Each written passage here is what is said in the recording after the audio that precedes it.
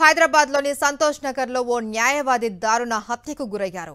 New Maruti నగర్కు చెందిన ఎర్రబాపు Israel అనే న్యాయవాదిపై దస్తగిరి అనే వ్యక్తి కత్తితో దాడి చేసి హతమార్చాడు.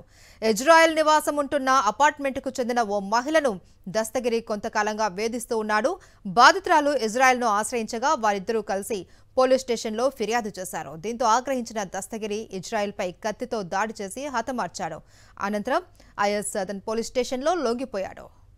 మా డాడీ ఏం చేసిందంటే 1 month బ్యాక్ ఆయన కాల్ చేసి ఎక్కడున్నావు, ఇంట్లో వర్క్ ఏది ఉన్నా మేము ఆయననే పిలుస్తాం, ఎక్కడున్నావు అంటే ఈ సెట్ ఎంటైర్ ఏవైతే అయ్యిందో ఏది అఫేర్ ఉందో అదంతా చెప్పినప్పుడు అరే అవి అంతా ఎందుకురా వచ్చి పని చేసుకోంటే నువ్వే దాపెట్టిన వాళ్ళని. మా డాడీకి అపార్ట్మెంట్స్లో గ్రౌండ్ ఫ్లోర్ మా డాడీకి ఆ బ్లాక్ అనే అపార్ట్మెంట్స్ నువ్వే దాపెట్టిన వాళ్ళని నువ్వు మా ఇద్దరిని అరేంజ్ చేయి, ఇప్పుడు మా ఇద్దరిని కలుపు అంటే నేను బ్రోకర్ని కాదు నేను అడ్వకేట్ని అని మా డాడీ చెప్పినాడు.